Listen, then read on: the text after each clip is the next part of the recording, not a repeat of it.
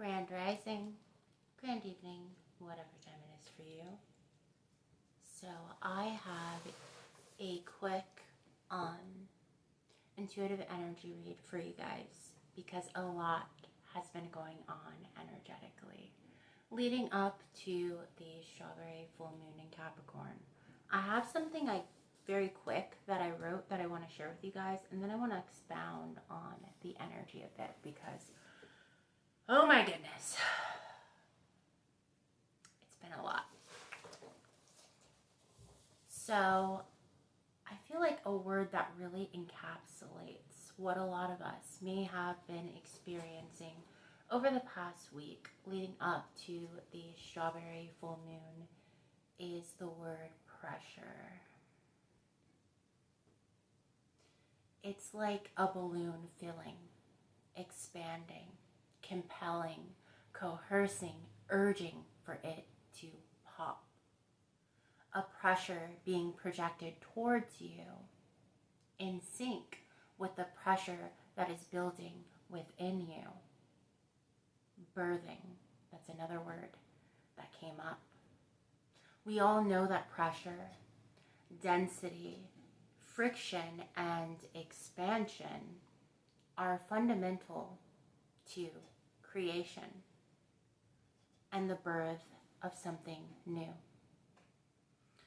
This something feels unknown, unquantified, a surprise not only to others but to yourself. It is just like that balloon I referenced. You all may have been feeling this expanding, these things coming up to the surface, like pressing against your auric field. And I want to talk about that a bit because it's a very, the reason I think the word friction is a really good word to use is because there's these conflicting energies happening where you might be feeling compelled to act on, move on, speak about, take action on these things that you have come to realize or recognize within this energy. But I do have some suggestions, and I'll touch on that in just a moment. If you resonate with the energy over the past week leading up to the strawberry moon in Capricorn, I want you to know that you are not alone in that experience. Some of us may still be in the process of integrating and transmuting the energy, as it was quite a bit to contend with. You may have been experiencing revelations and understandings in your dream state, as well as in your waking state. Patterns that are patterning. Things that you may not have recognized that are now being recognized. And I am being guided to share a suggestion. Because grounding may be a bit difficult at this time in this energy, the two words that I have been receiving very clearly and very incessantly is regulation and space. As these things come up in this pressure, and it feels like, and it seems like it is an expansion and a pressure that's happening inside of us, but a lot of projections from the external. This past week, guys, the amount of projection energy that I was feeling was paramount. It was monumental. It was a lot. And I had to really give myself the space to process it, to read it, to feel into it, to understand what it was that was being projected towards me. It was a lot of energy, right? And some of you guys might be resonating with this. Over the past week leading up to that full moon, did you guys feel a lot of projection? And so that type of energy being projected towards your field, while there's this energy, this balloon just expanding within your field, that type of friction can feel really, really ungrounding. So something that I'm being guided to share, a suggestion that I have is, as these things come up, as you gain clarity in certain spaces and points in your experience,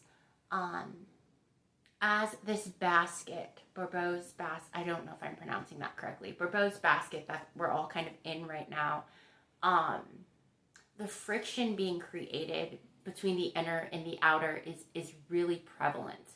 And so it's really important that you give yourself the space, for whatever reason, that's what was being cemented in, not time, space, to regulate before you act, before you respond, before you share, and before you form a conclusion or reach an inner understanding of anything that you're observing at this time. As I stated before, grounding might be a bit difficult in this energy. It is very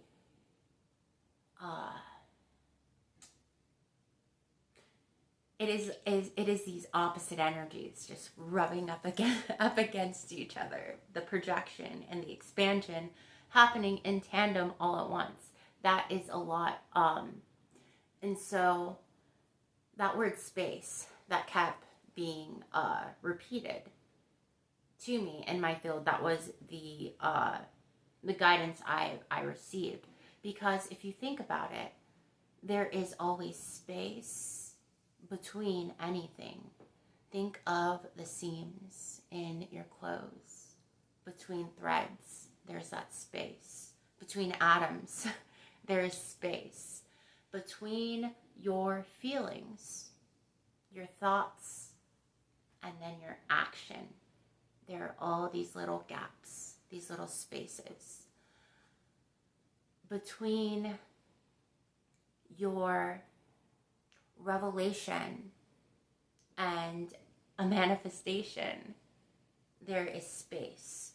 And so what's being strongly suggested is that you give yourself space. Expand the space between revelation and coming to an understanding, or recognizing something, or realizing something, whether it's inwardly or outwardly. Take the time to open up the space just a little wider.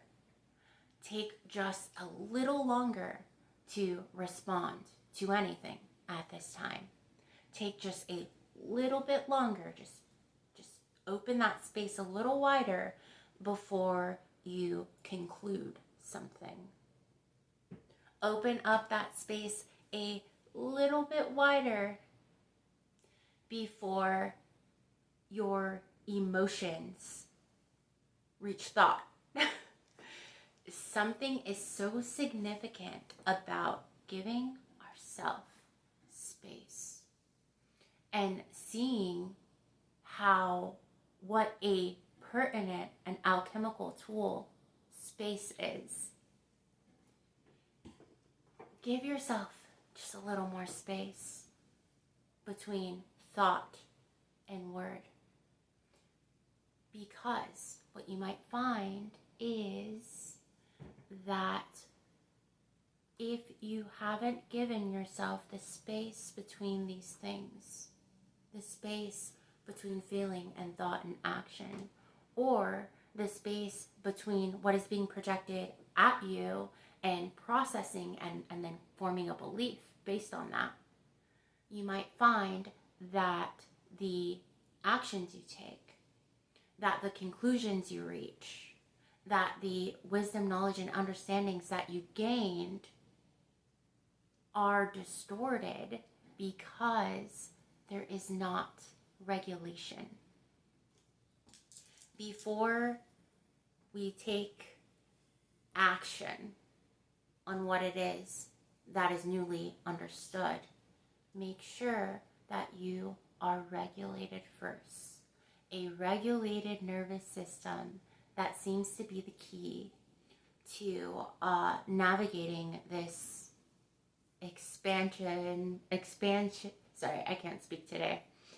It's that retrograde energy. That seems to be the key to navigating this expansive and pressurized and friction and conflicting energy that is in the field right now. Space is the key, but regulation is a medicine, right?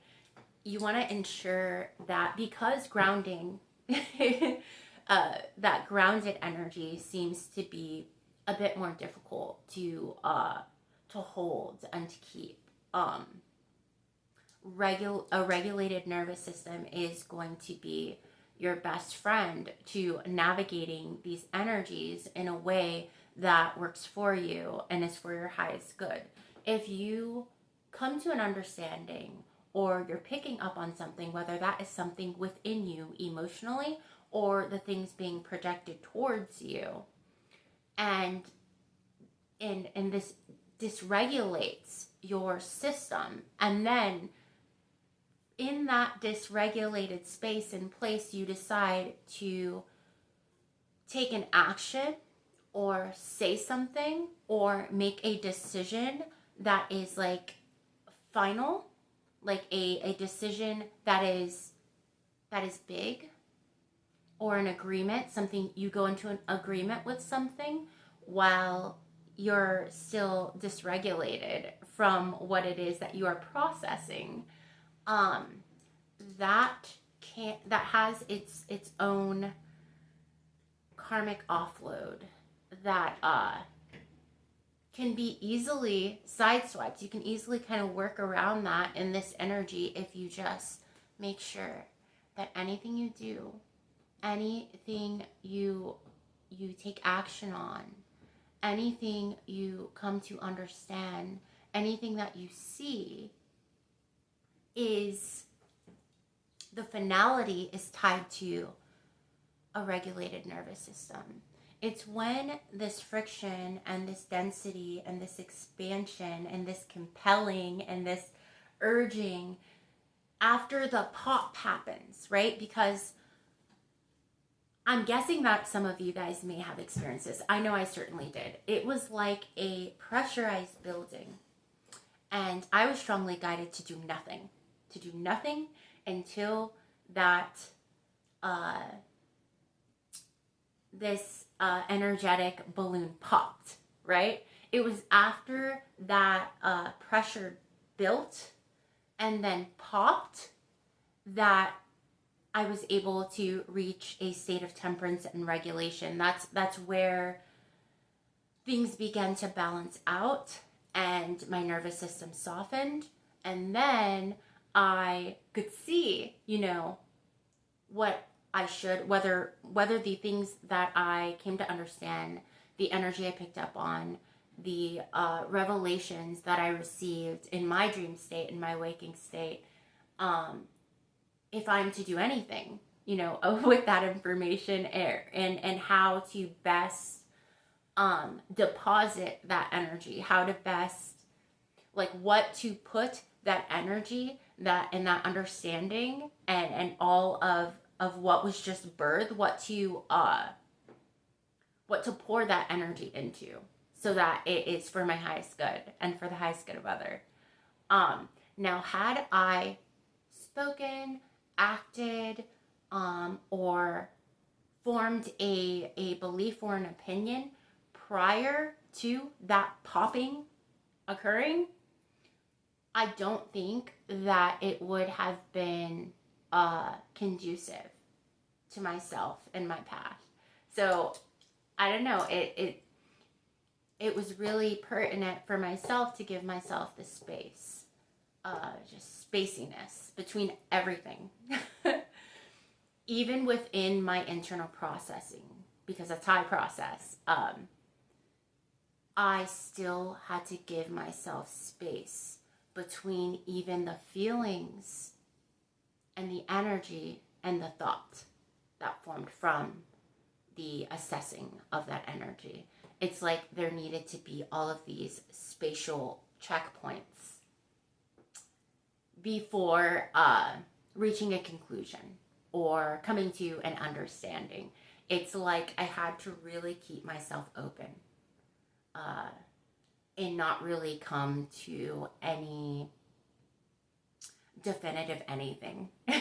It really, I think that there's actually a conversation I had with a friend last week. We were talking about attachment versus connection. And this is something that I strongly believe, and that I myself, this is how I operate. I am big on forming connections, not attachments, whether that be to person, place, thing, belief, thought path, experience. I like to connect with things because that is a reciprocal energy exchange, to connect, right? But when you attach to an emotion, a belief, an outcome, a person, a place, or a thing, or a potential, that is when that reciprocal energy of like a connection becomes completely out of balance and ungrounded. And I found on this journey and on this path that the things that we cling to, the things that we attach to, or try to hold or try to force, elude us. The more you try to force an outcome or cling to a potential or cling to a person, place, or experience, the more that thing begins to transform into something that is out of alignment with your highest good and the highest good of other. I'm not sure why I felt compelled to share that with you. I don't even know if that connects to this message at all. I might have to go back and rewatch this because that just kind of came out of nowhere. But when it comes to, because I think during our conversation, we were expressing to each other how a lot of people think that when you are someone who is detached, you are disconnected. But those are two completely different things. You can be connected to everything and have no attachments to anything. Those are two very different energies. Attachment is a need-based frequency. So when you attach to something that carries the energy and forms the belief in your subconscious mind that that thing is something that you need in order to be, right? And so when we start assigning need-based energies to things that we don't need, technically speaking, to be, to live, to breathe, right? Whether that be you're attaching a need-based frequency and energy to a person or a place or a thing or an outcome or an experience. I need this person in order to survive. I need this experience and this outcome in order to survive. I need this to go in this direction and for this outcome to be, right? That's attachment. And that is that is how you drain. It's like a self-fulfilling prophecy in the way that when you cling to, when you need to, when you fixate, when you force, that is the quickest way that you deplete.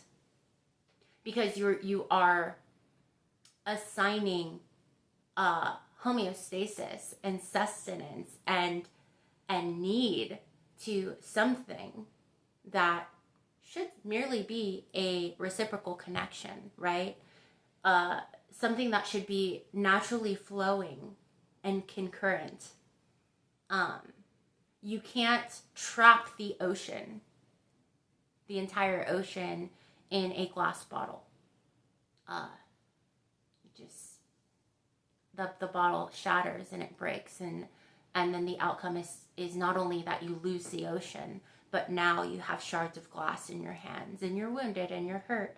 And that entire experience could have been avoided if there wasn't that desire to keep and to hold and to grasp and to force and to command, right? So not sure why I just felt good. Not sure where we're going, I guess. The ADHD mind is in full effect, and so we're just going to go with it, right? But with connection, reciprocity, as well as consideration, right? With attachment, there is no consideration for how that energy and that need you've assigned to that person, place, thing, or experience affects the other end of that spectrum, affects what's on the other end of that attachment. There's no consideration. It's very much a me-based, need-based exchange, which isn't an exchange at all. It's very much a draining force. When you connect, right, there's no attachment there. You're allowing something to just be what it is, to organically evolve, to organically ebb away or flow towards, right? You're just allowing the thing to naturally occur, and that's where you get that concurrent wave of reciprocity, right? It's in, hey, I love you enough to just connect with you and be, unless you decide that, that's not what you want. And then I love you enough to also allow you to go, right? I feel like that was not the best example. Let me think. Let me go through my file of metaphorical truths. Another way that I could explain this energy of connection over attachment is like anything outside of the realm of your control, right? That's a lot. There's a lot outside of us that we have no control over. You can connect to the things outside of you that you have no control over. But you cannot control these external things.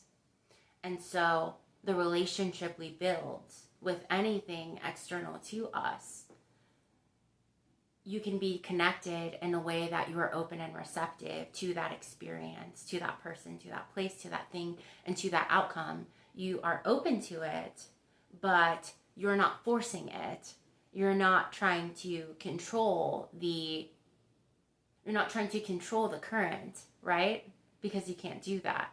There's anything that happens, outside of us, anything others project, anything others do, anything that happens in our external environment, you don't have any control over that. You only have control over you and how you move with the current. Anywho, so there was a point I was making with that connection versus attachment thing. Give me 1 minute. Yeah, I had to give myself a moment, the space, right? to regulate, so I could finish giving you guys this message, because I feel like I was starting to drift off. Okay, so the reason why I brought up the attachment versus the connection thing is because as you feel this pressure, this expansion that's occurring within you, as well as the things that are projected towards you, there's going to be a lot that rises and a lot that comes up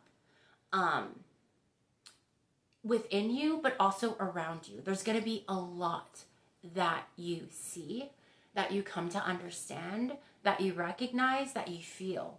Because feeling is really big, you know, in that Cancer energy.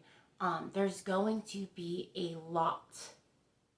But the reason why space is so pertinent at this time is because there is so much of this, this energy, this feeling, this understanding, this knowledge, and this wisdom, or whatever comes up at this time that you are not meant to attach to. And that is why I said that it's being strongly suggested, right, by my guides and by your guides as well, to give yourself the space to just let it happen.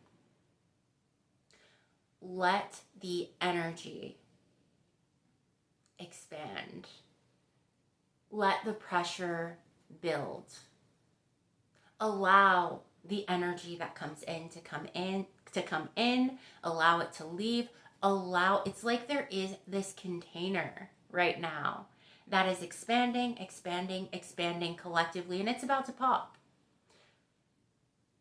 But there is this strong guidance to allow it to do its thing.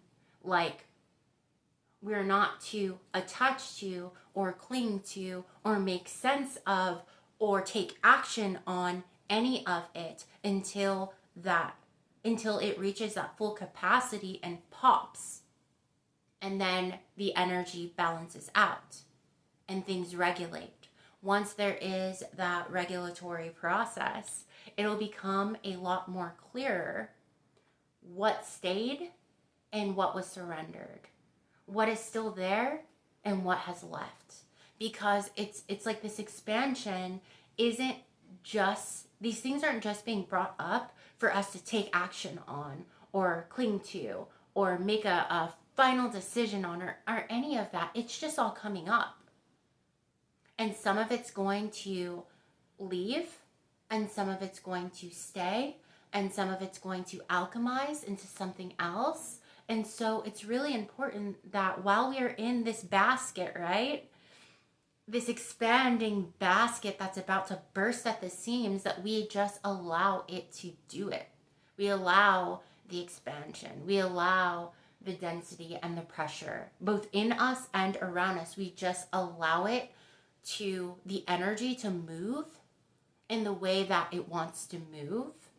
Because what you might start picking up on or feeling, if you haven't already had this internal process, is you'll realize that once it reaches that capacity and pops, a lot of those things that you recognize, that you realize, that you felt, that you heard, that you saw, become obsolete.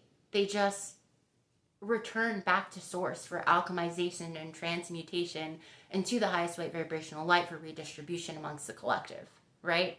So some of these things that are expanding in us are expanding so that they can be released. Some of these things that are expanding in us and around us or being projected towards us, those things are happening so that they can be integrated and so they can be consciously expressed in a more evolved state and way. So that's why I brought up the connection versus attachment. To be connected to this cosmic flow of energy that connects us all, to be connected to everything, is to have a full and whole understanding of what is happening, right, energetically and around us. But to release and detach is to allow the things that we are connected to, that we're picking up on, that we are feeling, that we are seeing, that we are understanding, allow them to flow where they will flow and go where they will go. Some of these things will be integrated and alchemized exponentially into something very beautiful and very much connected to your soul signature and your path in the cosmic grand unfolding of your experience. But some of these things are only coming up to be surrendered and released. And it's very much like not a mind-centered energetic process at this time. It is very much heart-centered, very much feeling. So it's like, just let it do what it's going to do. Let the ocean move in the way that it wants. Let the tides turn in the ways that they want to turn. No dams need to be had. No oceans need to be forced inside of glass bottles, right? That's not conducive to yourself or to other or to the collective expansion and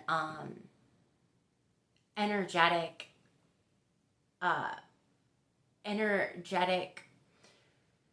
evolution that is currently occurring.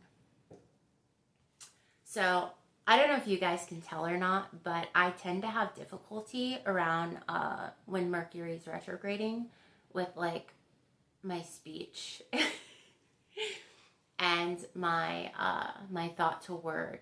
And so I may need to give myself more time. No, not more time. I may need to give myself more space between my thought forms before they become words and leave my mouth, in order for the things that I have to share to be shared in a way that are resonant and that can be perceived and understood by those who are meant to receive and understand it. But it is what it is. That basically, that statement right there basically encapsulates this entire energy read. It is what it is and it isn't what it isn't. And so we really need to allow things to be what they are, and then surrender the things that aren't, surrender them, and just allow that process to happen. It's like the biggest, the secret sauce or the secret weapon to this, to navigating this energetic terrain right now is literally surrender. Non-attachment and releasing the desire and the need to control outcomes, processes, feelings, what is happening, what is, the revelations that come up, the information that is found and that is reflected to you, connections with people, finances, job, person, place, thing.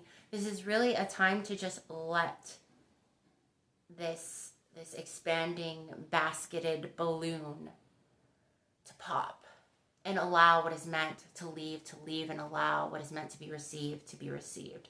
And so I think that's enough for this message. I'm sending you guys so much love to the universe and beyond. Bye.